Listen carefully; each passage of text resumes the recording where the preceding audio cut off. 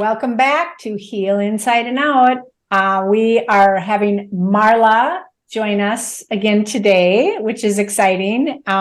Given our topic, Marla has a lot to add to this piece as well. And I love this topic, Dina, because when you think about healing, you and I have been intentionally focused on our healing through our breast cancer journeys for good reason, right? Right. Absolutely. And I feel like I've always been like a personal development junkie, but I've never really thought of it in terms of healing.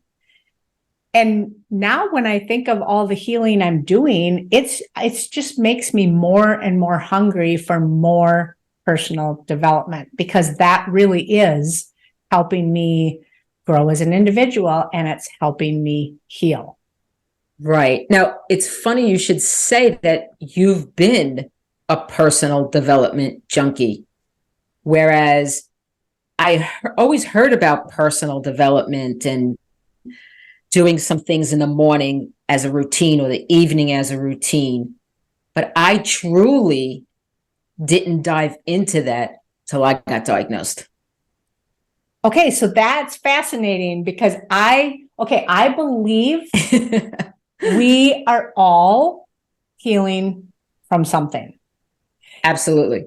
And so it's a matter of what is that thing we're healing from, whether it's trauma, disease, an accident, the loss of someone, whatever that is. I believe we're all healing from something, but then it's also like what triggers us to truly focus on that healing and give ourselves the gift to bring the intention to it, meaning the space to heal, right? So just what comes to mind right now is healing to me is about creating meaningful connection with ourselves, mind, body, and spirit.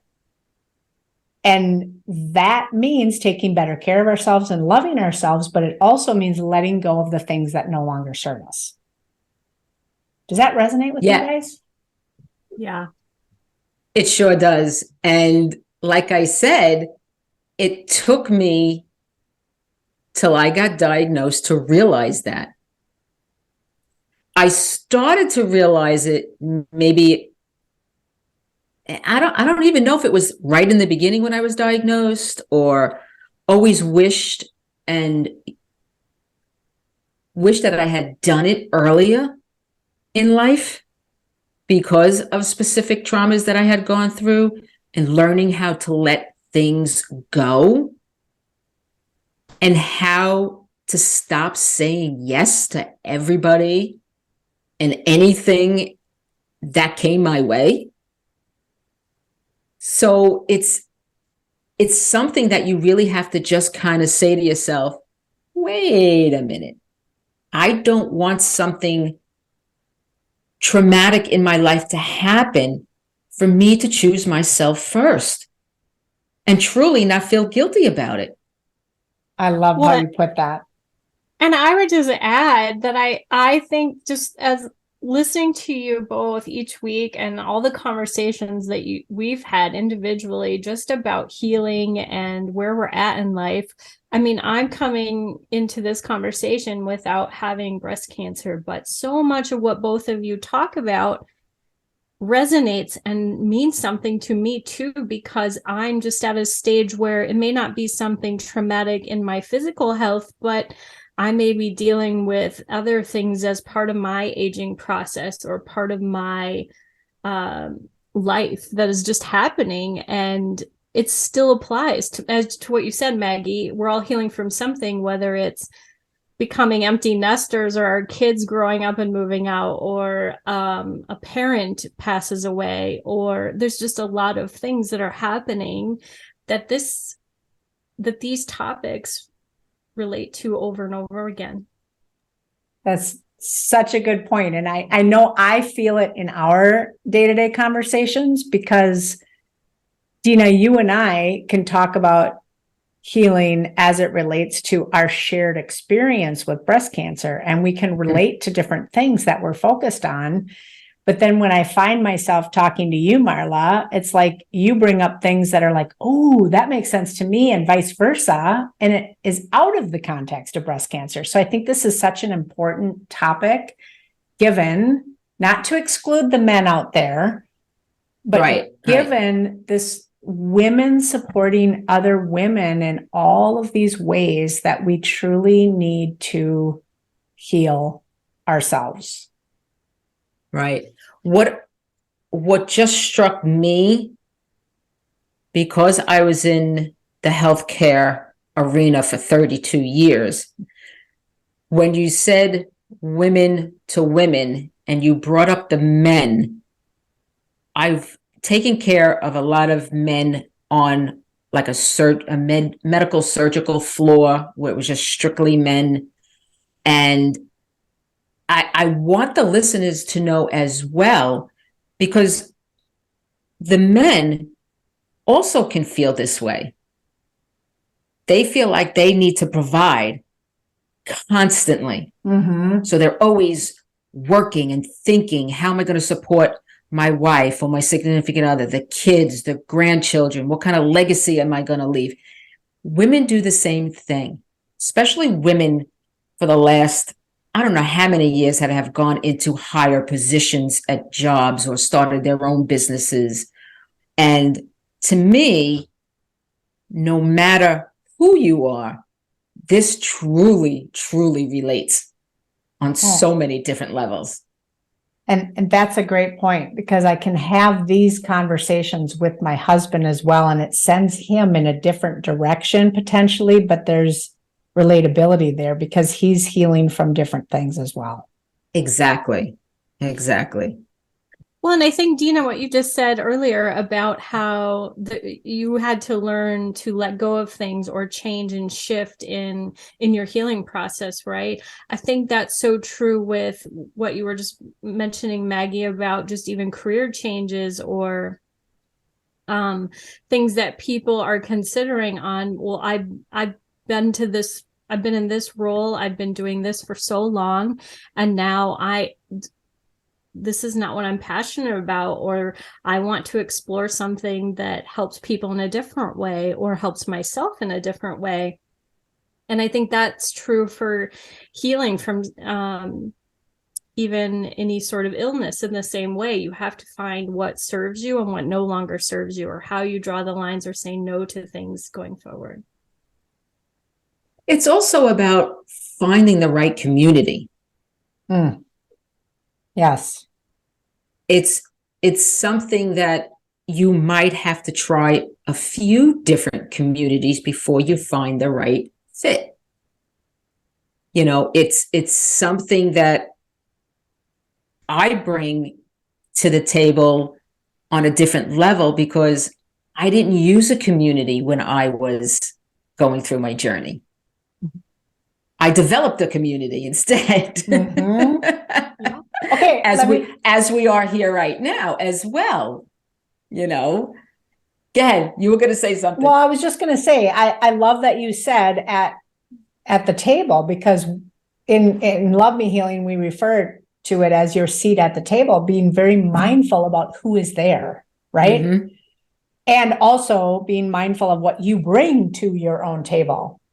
And it's really about your tribe, right? And so my question for you is, you said you developed your supporter, or your tribe. Do you feel like you had to work at that, or do you feel it came to you based on what your focus was on your healing? That's a really good question. It came easy for me, to be honest with you. When I was going through the thick of it, you know, with the treatments and the surgeries, I just wanted to get through it. And like you mentioned in a couple of episodes prior, that you just wanted the cancer out of you. I just wanted this all to be done with by now. Till I realized, this is ongoing. Yep. And I think once I realized it was ongoing, the light bulb went off. The fireworks exploded, and I'm like, you can't do this by yourself anymore. Yes, I had my friends, my immediate friends, I had my family, but to hear other women going through this and realizing that we all lift each other up as we're doing this and going through this was beyond my expectation, to be honest with you. I love that. Well, and I love it too, because we've touched on it in other episodes about how through our healing journey, there's people that come and go and that surprise us as far as either how they show up or don't show up or whatever. And it's about what you're talking about is really finding our tribe or our set of people that truly support where we want to go in our life. Because now with our healing, we're focused more on what we want, what we need, and what serves us versus what did it used to be?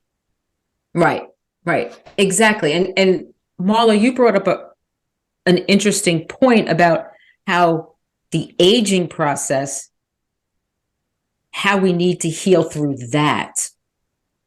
There are so many things that our bodies change, menopause. Okay, like you said, the children leave the house. The children come back to the house, because I got one of those right now. With 2 cats.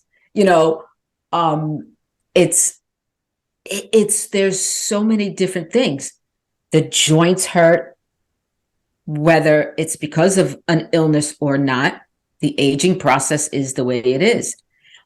Taking care of an elderly parent. It's time to say, yes, I love nurturing. I don't mind helping. I can give, but at what cost?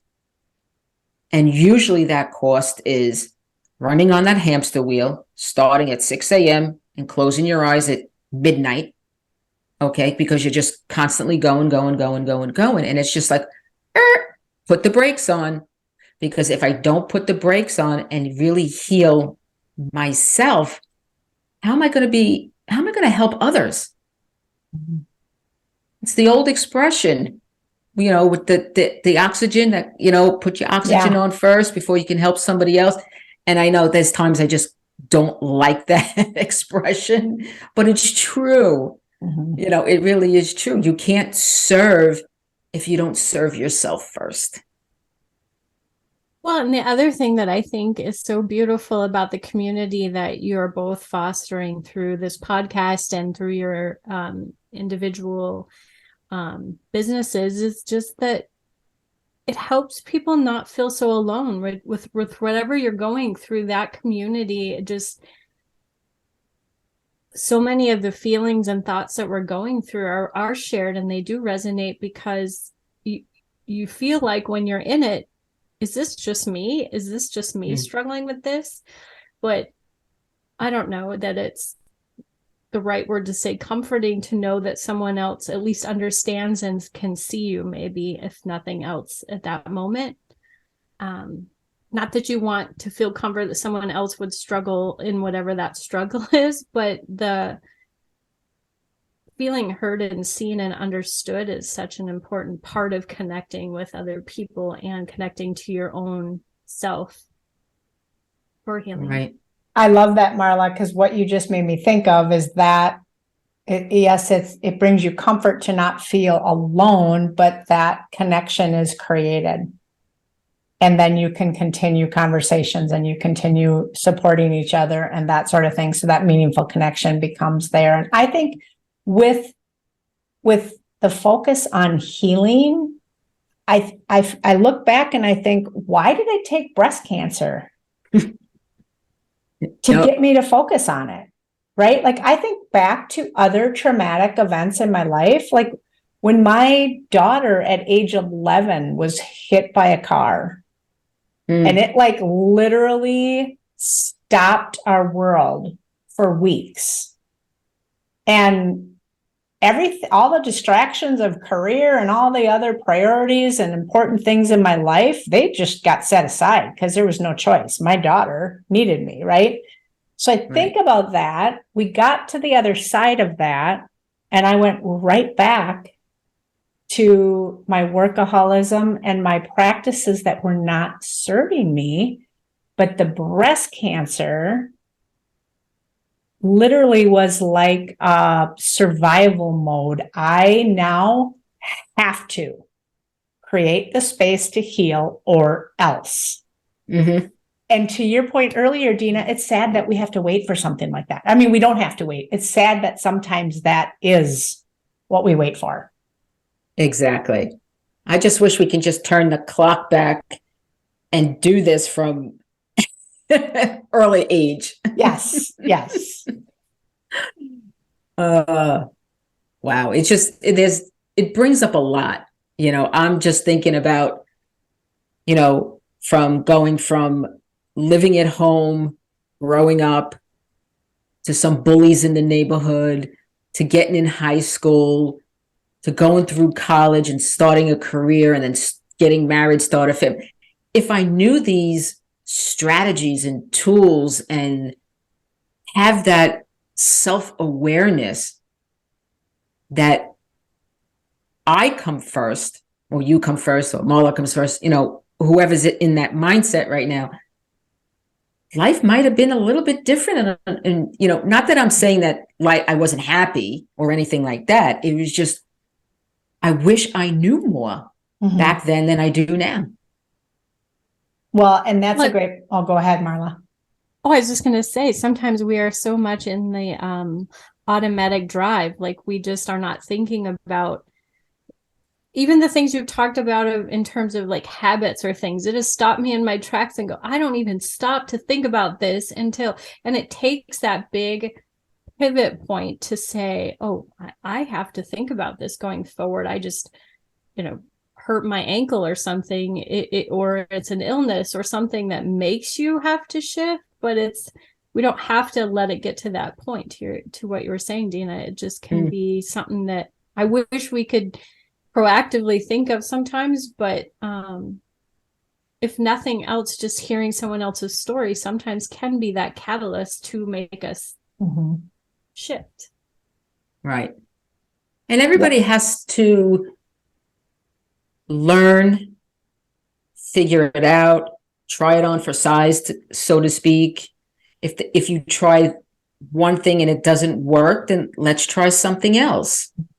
Not everybody can meditate. Not everybody can, walk a distance because, maybe something else is going on.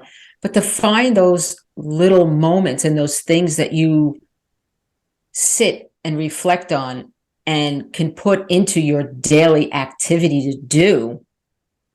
And it doesn't have to be long.